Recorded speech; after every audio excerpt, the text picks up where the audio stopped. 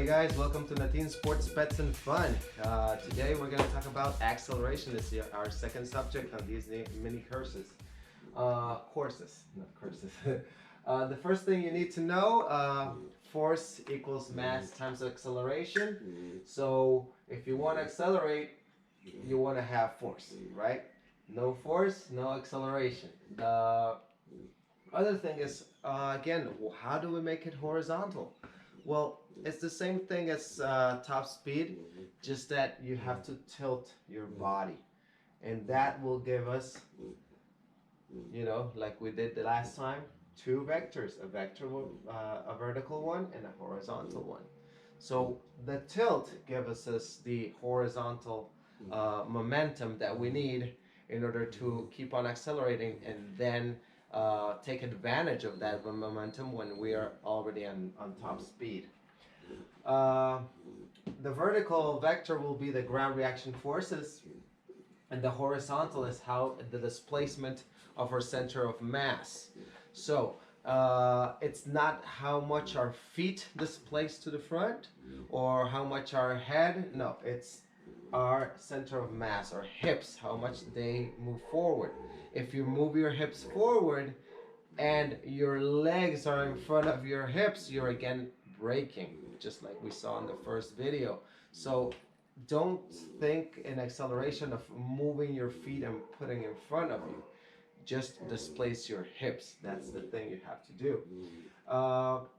The other way, once we achieve this, that tilt, that's almost instinctual to accelerate.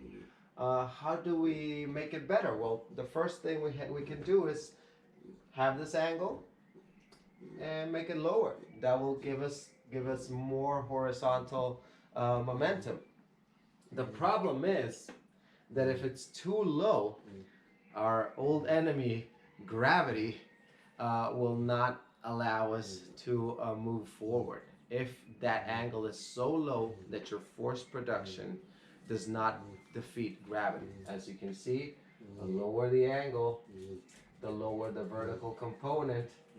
But if this vertical component is lower than gravity, you're going to collapse. You're going to fall down. So you can't do it.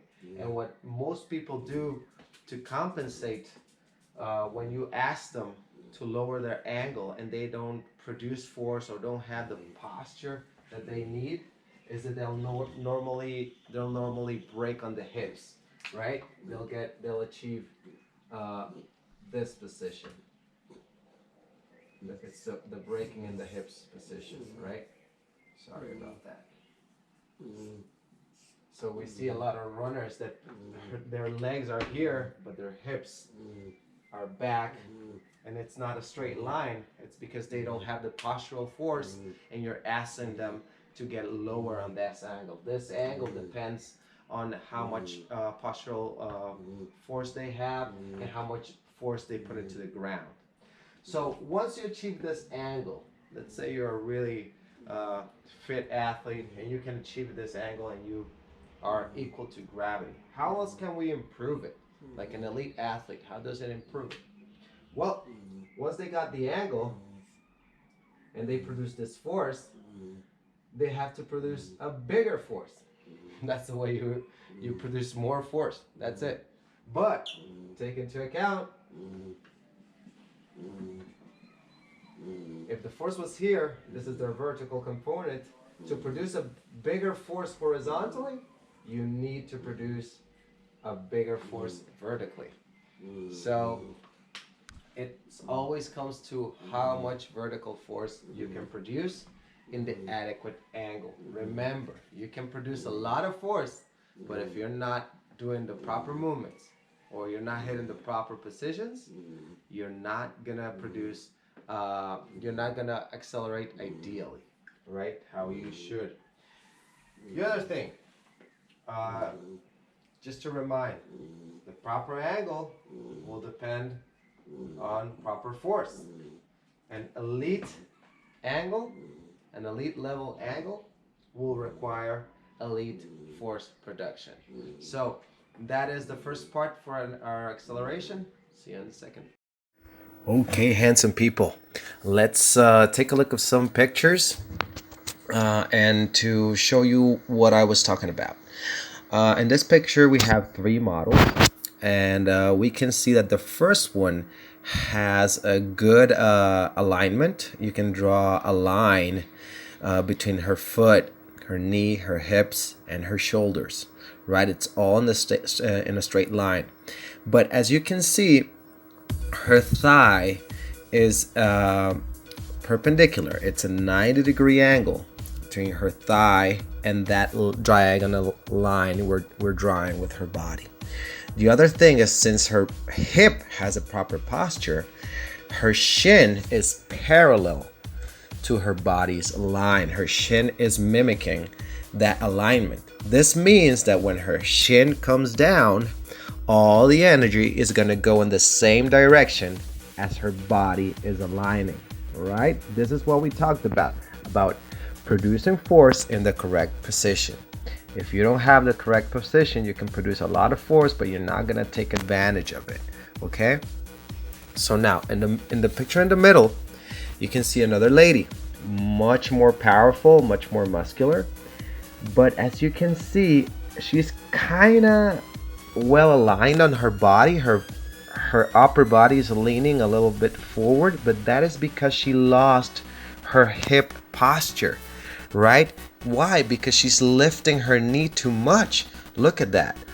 Her thigh is not doing that 90-degree angle. She's passing that 90-degree angle. This means her hips have to tuck in under her body. And now her abs are crunching like she's doing crunches, actually. So this means she's probably a quad dominant athlete. She doesn't use her posture. She doesn't use her glutes. She depends on her thighs, and the thighs pull the abs in, and maybe she does a lot of abs, and now her body's learned to crunch instead of using her hip flexors, and she's using her abs, right? So the other thing that you see consequence of that, now that her thigh is parallel to the floor and not perpendicular to her alignment, her shin is now vertical already. She hasn't accelerated one step and she's already vertical. So two things are going to happen here. You can see her body is going in one direction, and her shin, if you draw a line between her foot and her knee, that line is going up. So we have two lines of forces. One is taking away from the other, right? Her body is going one way and her shin, her foot wants to go to another. So some people will break, right? Some people will pop their body up and start running like in top speed form without acceleration, proper acceleration. In her case, since she's so powerful, and I'm assuming she's a quad dominant athlete, she's gonna start landing a lot. This means she's gonna start increasing her ground contact times and pushing with her thighs. And this will ultimately get you very tired very soon. This happens to a lot of people that are very explosive in the start, and after 30 meters they start to tighten up, and they start get fatigued. And once they reach 60 meters, it's not that they don't have energy to go on, but they feel like their hamstrings are gonna explode, and they start tightening up, and they start feeling that tug from their bodies. It's because you're using your body incorrectly. You're using your quads instead of your glutes and your hamstrings, and you're tightening up because now you get very tired because you're using a lot of energy. In our third picture, there's this guy. He's skinnier, and you can see how he's lost his posture completely. He doesn't have the abdominal and lumbar strength to hold that position, right? Even though his shin is pretty much aligned with his other shin, his body is already collapsed. So what is going to happen here? He has to break. If he doesn't break, his and you force him, like sometimes our coaches tell stay close to the floor, stay close to the floor, stay low, stay low, stay low. He's trying to stay low, but he doesn't have the strength, this postural strength to stay low. So what's gonna happen is he's either gonna break or he's gonna force his low position. And then we start rotating, and inevitably we're gonna get that energy, like if we're gonna do a somersault, and you either do a somersault or you break or you fall on your face. And if you fall on your face, we see that scorpion figure, right? When you fall on your face and your feet are over your head and you're arched with your face in the ground. So that's a lot of positive energy from the feet, but it's because you're turning, right? You're rotating. The other way is that he stops doing that, trying to stay low to the ground, and he pops up. If he pops up, he didn't accelerate, he didn't push, he didn't take advantage of acceleration, right? On the next image, we can see Eliud Kipchoge with the people who were helping him doing that fantastic marathon race. I don't have a side view of this, but you can see Kipchoge and the guy on his left. That would be the first guy on your right, on the right side of your screen. They are both very well aligned. You can see their upper body, their pushing leg, and their driving shin are pretty much aligned, and these are marathon runners. And why do they do this? Well, you want to take advantage of every single bit of energy you have. And even though it's a marathon, you still want to get some momentum going.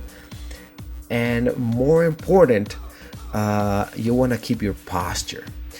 Peter Weyand said that if you lose your posture in a sprint, you'll never get it back.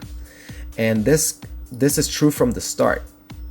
And I don't know if it's really true on a marathon, but these guys are racing pretty quick. So I'm assuming that if you lose your posture in the start of the marathon, you're going to be forcing your movement, you're going to be activating your muscles in an incorrect pattern, and you're going to lose it a lot in the rest of the race. And if you know a marathon, it's going to be very tiring, very grueling, and if you're not efficient, you're going to suffer a lot. So a lot of distance runners tell me that this acceleration is not important. I would say not from a block start, but acceleration is important everywhere. On the next picture, we see this girl. She has actually a blog, and she said that posture is the thing she's struggled more since she's racing in college. And you can see it if we want to draw a straight line from her foot. It will not go through her hips, her shoulders, and her head, right? She's very much crunched in the abs. She still has a lot of energy to recover from her movement. She's not taking advantage of that. But this is very common in our athletes, especially if we taught them for years to stay low to the ground. So you have to teach some positions and angles. Staying low to the ground, as I said before, is exclusive to people who produce enough energy to overcome the position and the force of gravity. And this is another race, another example to see how this is very common, right? The first three guys, the guy on the blue shirt and the black lycra, the yellow shirt, don't look that much bad. You know, they're extended. You can see the angles. Maybe their knee is a little too lifted, but it's pretty good. But then you see the guy in the aqua shirt, the white shirt, and the black shirt. They are very well bent, broken on the hips. This is very common, and you can see another trend of that. When you break on your hips, you want to start cycling your legs instead of driving and doing a piston movement. Your heel is going to be very well separated from the ground. You want to stay on a proper angle with your shins and your foot doesn't rise that quickly. It'll slowly rise, just like an airplane takes off. And in the next image, we can see an athlete that's very muscular, and he's if you would see it at the naked eye and you don't know what you're looking at, you would say that looks pretty good. But if you draw a straight line from his foot, you can see he's breaking at the hips too, you know. So that's why I'm showing you these images, because they're very tricky, especially the second position. In our first image, remember the two girls, the girl in the middle, she looked pretty much aligned, but her hip position was lost and she's not gonna get it back. So it's gonna, every step of the race is gonna be harder, every single one. And the last image, we can see the opposite. This guy has good extension, he has a good build, and his shins are pretty much in the same angle, but if you draw a straight line, he's not bent over and his thigh is not too high. The problem is he's arched in his back. He's hyperextended. This is a very common movement pattern that we get when we do incorrect techniques, or we exceed on our lifts and we're not paying attention that we're lifting with our back instead of our glutes. So now they get used to activating the QL, the quadratum lumbarum, instead of the glutes. So he's arching and then he's trying to push with his legs.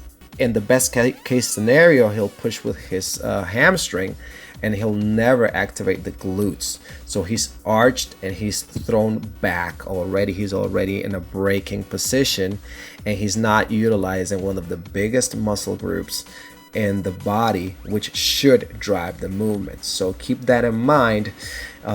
You have to be mindful of all the details when you're training, okay? And don't overemphasize certain movements, because you can break a movement pattern in acceleration. And as Peter Weyand said, you're not getting it back. So let's continue.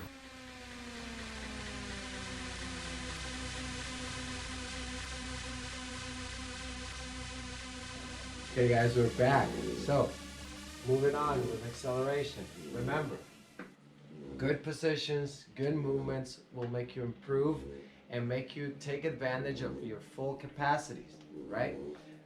You can still accelerate and produce a lot of force, but being in a bad position, being in a bad angle, move your limbs incorrectly, emphasize your feet and not your hips, and that will mean that even though you produce a lot of force, you will not accelerate ideally. So try to work on two things at the time, you know, producing a good amount of force, but being in the right positions.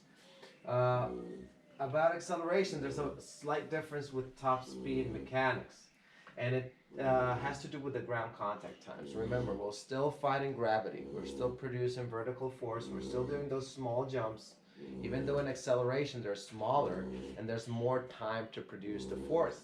So this means that since there's more time to produce the force, the mechanics will change. We don't need such a reactive contraction, and we don't need to cycle and snap down. We need to piston down because we got more time to produce force. So your knee will drive forward and piston down. And that's all that it needs to do, but it needs to fall under your center of mass, right? What this means also is that anyone can improve it. Like top speed mechanics, really the true top speed mechanics need elite athletes, or athletes that have a privileged central nervous system. Sorry. But everybody can produce force in the times that acceleration occurs. So this means that you should be training a lot of acceleration even if you're not a really fast person, because you can improve it as long as you produce more force, or you are in a better position, or produce it a little quicker, because you don't need to produce it as quick as an elite athlete or as top speed mechanics require. So do train a lot of acceleration, especially team sports, because remember, true top speed is acquired at about 60-65 meters, and 40-45 meters you're still accelerating. You're still you're transitioning from acceleration to top speed mechanics. This means that most courts or most spaces in a team sport environment are for acceleration, right? Normally, you don't sprint the whole soccer pitch or the whole football field. You normally sprint 20 yards, 30 yards, 40 meters. So you're still accelerating, and there's still potential for that. So it's still an area you should work a lot in, because it's required from your sport. And you don't need to perfect the top speed as much, but you still have to work on it. But it's more emphasized on the change of direction and acceleration mechanics. That's what you want to be on. The other thing is you have to bring that foot quickly down. You're still going on forward momentum, but in order to get that forward momentum through the third law of Newton, you have to give that foot negative speed, but it must reach zero speed once it's under you. Remember, it's not the foot pulling back from your hip back that's gonna project you. It's your foot is gonna be under your hip, and your hip moves on top of your foot, right? So we don't want to give it negative speed, and once it gets under your hip, keep on moving it back. No, you have to negative speed, zero speed, and then hips forward, right? Another question I get is when to stop accelerating. When in the sprints race, let's say 100 meters, you will do a drive phase for about 8 to 12 steps, and then you'll keep accelerating up to 20 steps or even more if you can. The more you accelerate, the better. But make sure it's not a forced acceleration, that it's not fake, let's say, you're just forcing your angle. That will come naturally depending on how much force you produce, your force endurance, and of course your race strategy. But let's say in team sports, you can accelerate as much as you can possibly. Let's say I'm playing soccer, and I want to accelerate forward and get the ball, and then accelerate a little more with it. But what if a defender comes? I have to change direction, so I have to re-accelerate. If I can, I will accelerate during 30-40 meters and then reach my top speed, or take a shot, or make a pass, whatever. But try to develop your acceleration as much as possible. Also sprinters, you want to take that to 20, 25, 22 steps if possible, but it all will depend on the force you produce. Now, we're talking about acceleration, we're talking of producing bigger forces, right? Once we get an ideal angle, we want to produce more force. And that relates to this question about kids and youth. How much acceleration do they have to work on? Well, if they don't produce big forces, it's kind of a loss of time to be training a lot of acceleration. They will naturally get out of the blocks, get up quick, and start sprinting, right? So you should adapt to that, right? I don't think children should spend a lot of time doing acceleration work, because they simply can't produce those big forces, right? They tend to be quicker on their feet because they don't produce much force, and they tend to be light. So we might want to take advantage of that lightness and that quickness and that frequency they have, in order to develop their top speed mechanics, their posture, their coordination, their ground contact times. And we will not be able to obtain those beautiful angles and that great acceleration. We still have to familiarize them with that, but maybe train acceleration more in a context where that involves reaction, right? Reaction games and just the basic positions, the basic angle. Yeah, we don't want them to just pop from the blocks, but we want them to have an idea of have a an angle and slowly get up. But that will depend on their force. So don't worry if they only accelerate 3 steps, right? And don't put that amount of emphasis. The other thing is related to when to stop accelerating is when do I get vertical? Well, it also depends on how much force you produce and on the momentum you generate.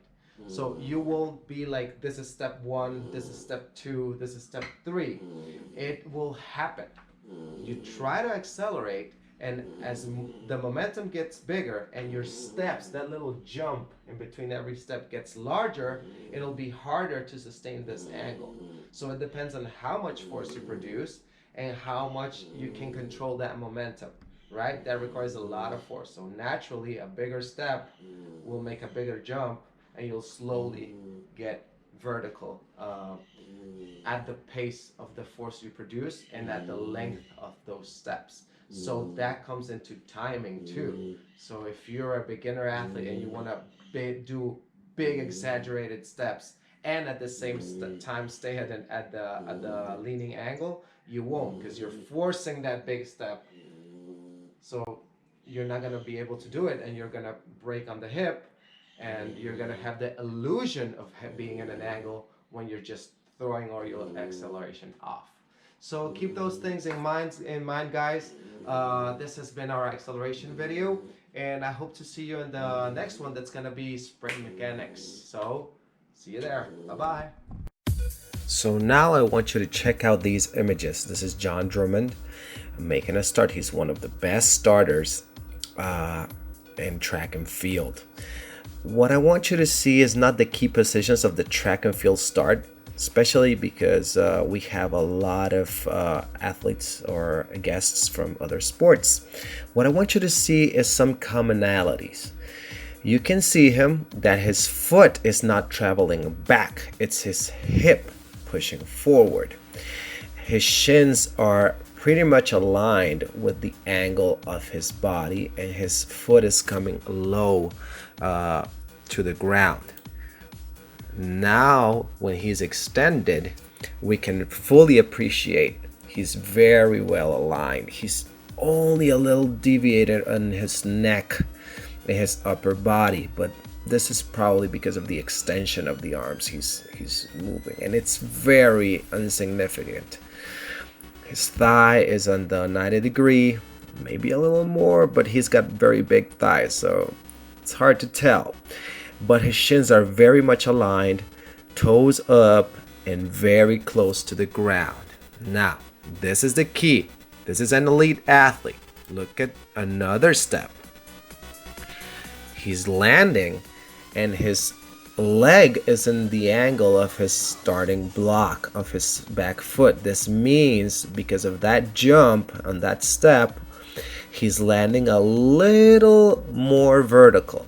This is very hard to achieve because it's still very on a diagonal line. His body, he's still on an angle, right? People who don't have the postural strength and force will lose this angle quicker, right? His shin is still aligned with his body, right? Next image, he's still on an angle, and when he extends this leg, and if we had the next image, you would see he's still aligned with his upper body and his foot and his driving shin.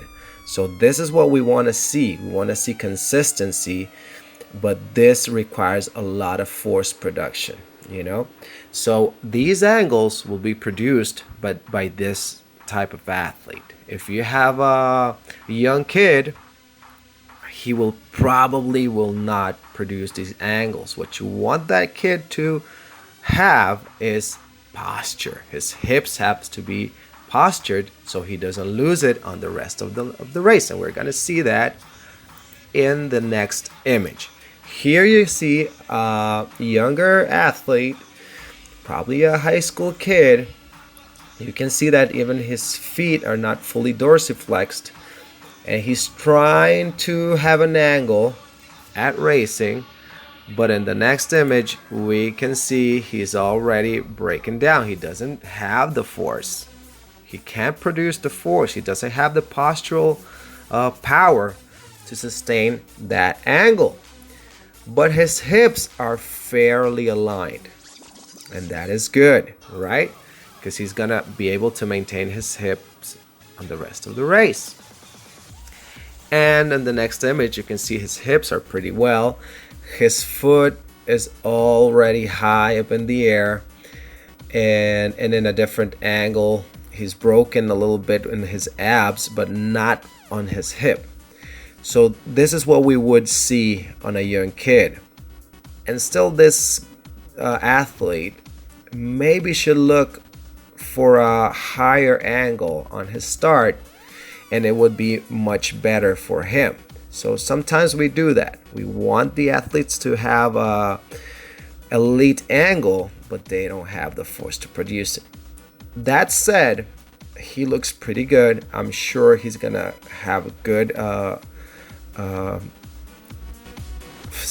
top speed on the rest of the race. It's not time yet to work on his force production because he's young, right? He probably will start next season or when he gets to college. It's really good that he works on his top speed mechanics and not emphasize on his acceleration if he's a really young kid. Now, next commonality. These are soccer players. Look at the guy in the front. Draw a straight line from his foot, through his knee, through his hip, through his shoulder. Pretty good, right? And look at the angle of his driving shin. Pretty good, right? This is what we want to see in team sports. We want to see alignment and good posture. This is the key. You're not going to train like a track and field athlete. You're going to have the concepts of acceleration. Now, this is another soccer player. This is a feminine soccer player, a woman. And she's doing several changes of direction, several zigzags. And you can see she's about to push, and from now you can already see she's very well postured to it. Posture is the key to lower contact grounds, more force production, and ultimately better acceleration. Like change of direction is accelerating to another direction, conserving your technique, conserving your posture, right? This will make you quicker, more efficient, and get you less tired in the future. And now we can see it on a game image. Watch it, the two white teams, right?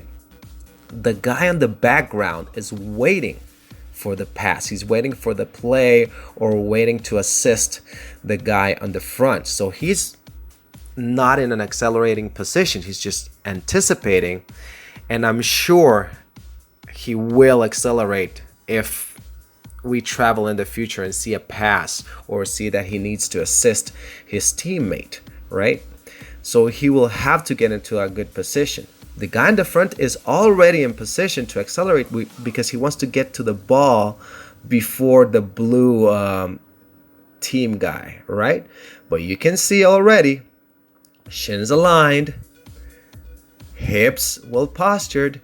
That thigh is perpendicular to his line of movement. He's a little bit arched, like the muscular guy that activates his lumbar spine before his glutes, and this player probably does that too, right? So this is another thing we have to be careful when we train team sports, but the concepts are pretty much there.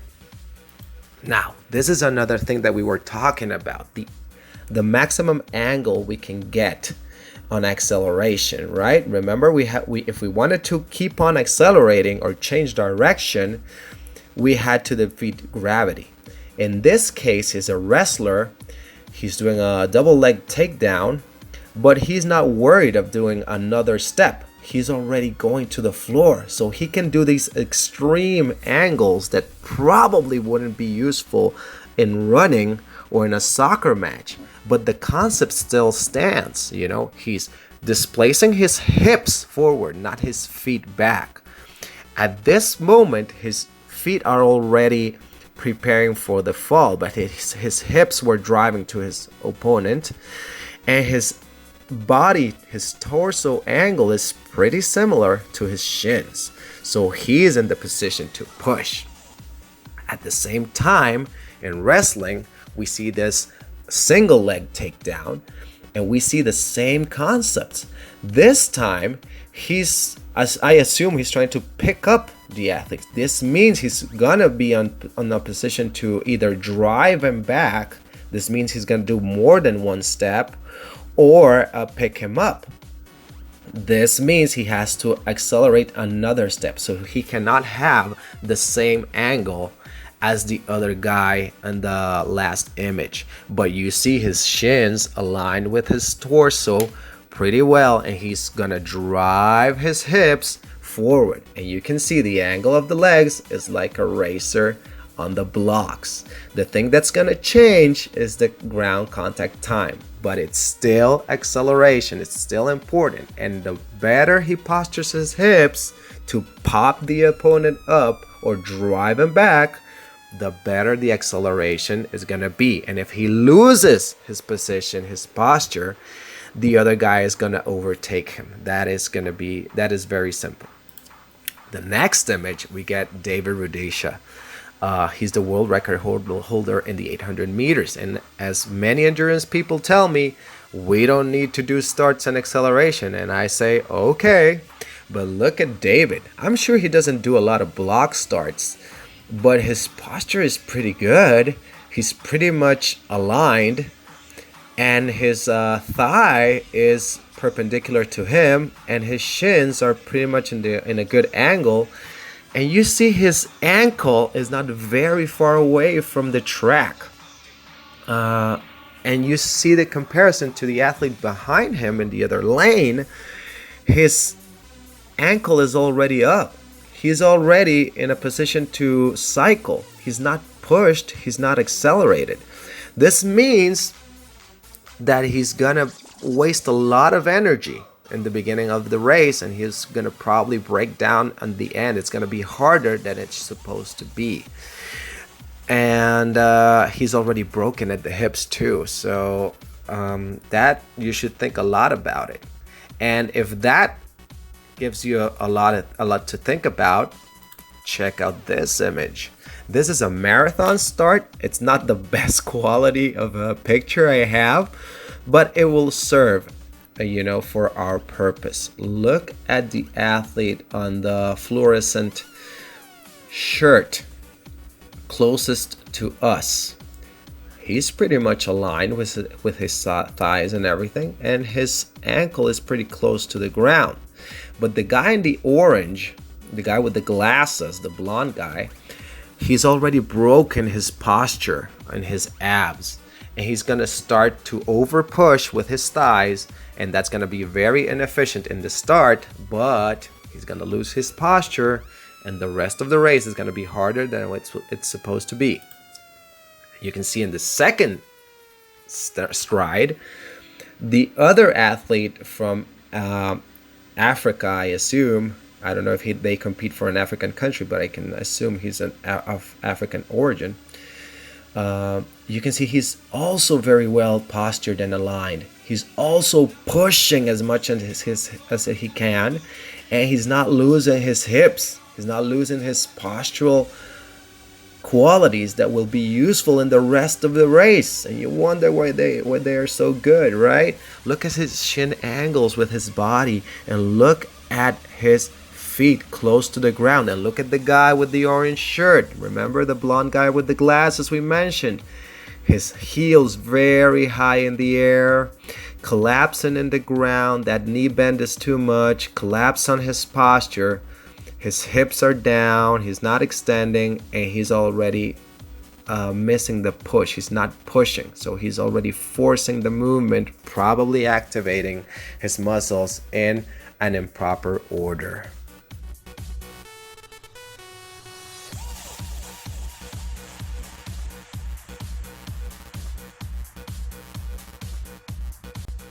Now, I know my voiceover is a little annoying this time, but I think this is really important too. This is going to relate with force. Look at the angles of the body in a deadlift. Pretty similar to the start on the legs and hips, but the torso tends to be tighter up so you can keep the shoulders on top of the bar, right? But also we will extend the weight ideally from the hips, right? If we allow this on our strength training sessions to change, to abuse that torso position too much, or to pull from the back or the shoulders when initiating the lift, we're gonna change our movement pattern, right? But the angles are the same and the purpose is the same as a running acceleration. So well used in good quantities and well programmed Olympic lifts are very good for acceleration. The next image is a deadlift comparison. The guy on the top, well, it's the same guy, but the example on the top, you can see his hips are too high, and that brings the lever from his shoulders to his buttocks to his hips very long. Long levers are harder to move. Well, as in the bottom, when his angles have changed and his hips are lower, he's more able to maintain a straight back and the lever is shorter, so he's gonna lift better.